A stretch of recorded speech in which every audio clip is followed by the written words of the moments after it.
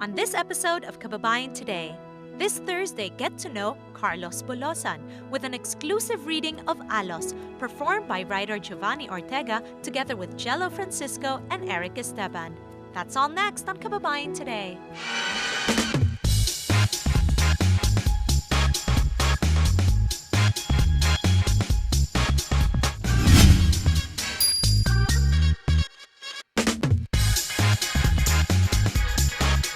Magandang hapon po sa inyong lahat. Ako po si G. Tonji and welcome to Kababayan Today for Theater Thursday.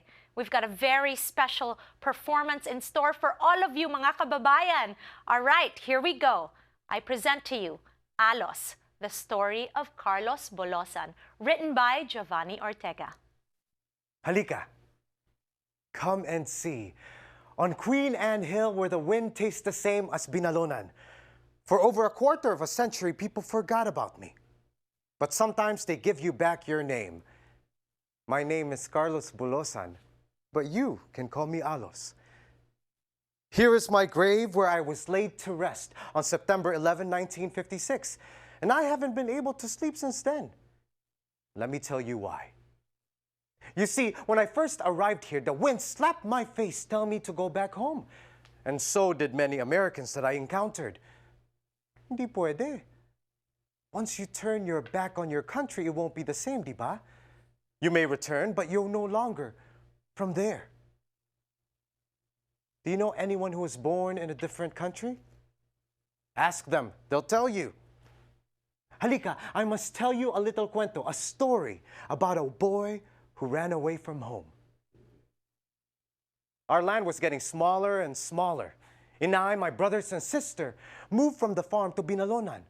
I stayed with Tatay, my father, to help with the farm when I was 7 years old. I went to the village school, but would help him in the fields early in the morning, and when I returned in the afternoon. Never said much, but was always working. I'll take you to town tomorrow, anak. You live with your mother, brother, and sisters. Ano po? But I don't want to move to town. I don't want to live with them. I've done all that I could do. The land we have is no longer ours. We have lost it to a moneylender. I've become a hired help for other farmers. I had to move into town with my family to help support.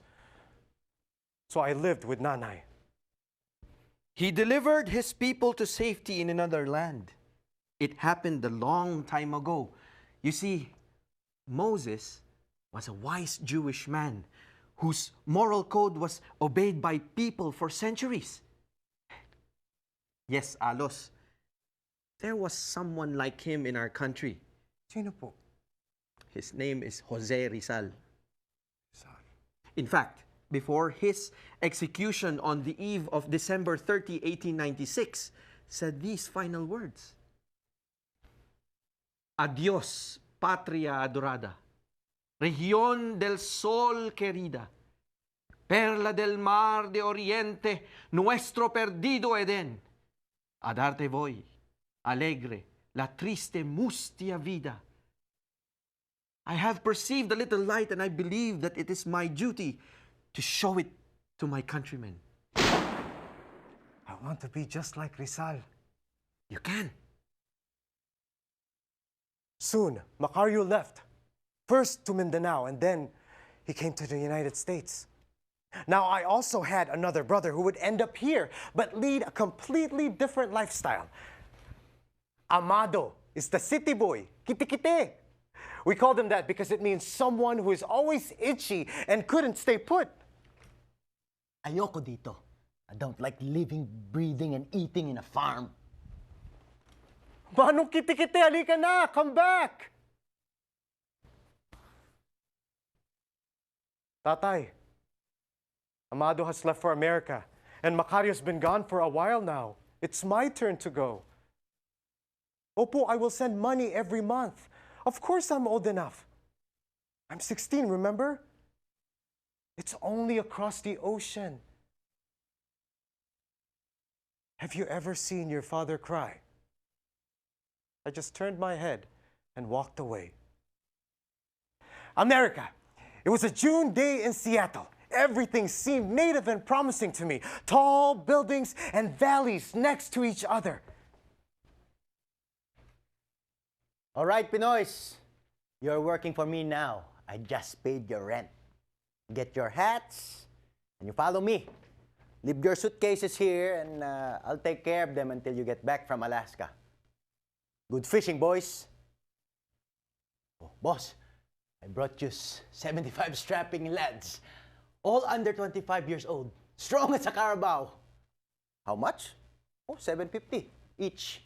Which makes the total $562.50. Sige, I'll give you a discount. Make it $562 even.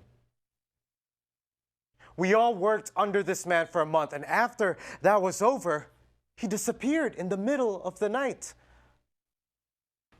Boss, oh, you want me to sign this?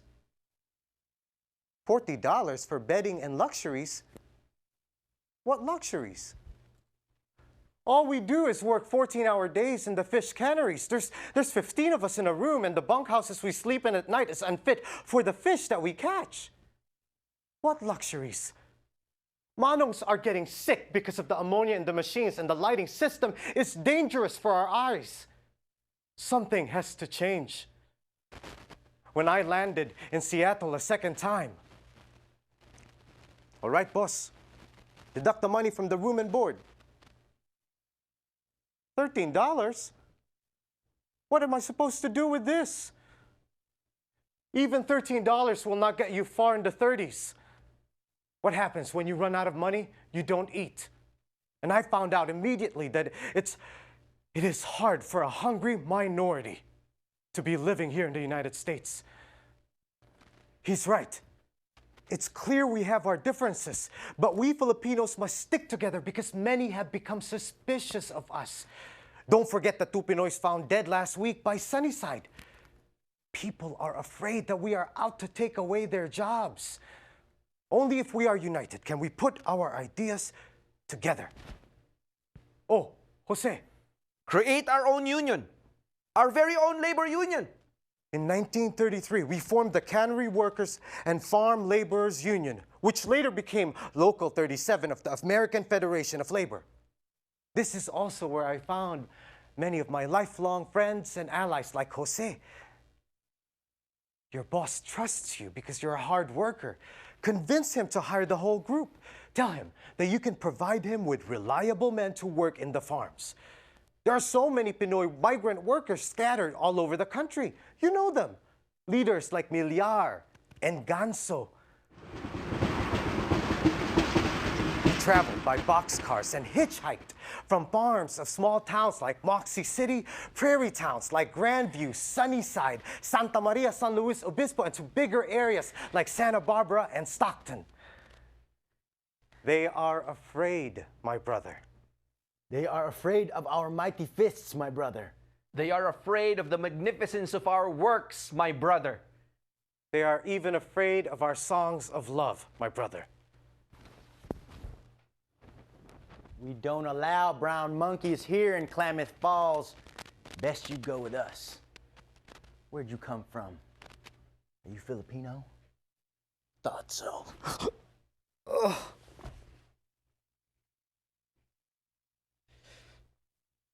You're gonna walk to the border of California, and we're gonna follow you. Go! Trespassing. They smelled like whiskey when they dragged me out of the cell. They got in their car, and as I walked in front, they would hit me with the bumper. After 2 days and 3 nights, I caught a freight train to San Francisco. I'd like to build a home here someday. Not like Klamath Falls. How can a place so beautiful have so much hate in it?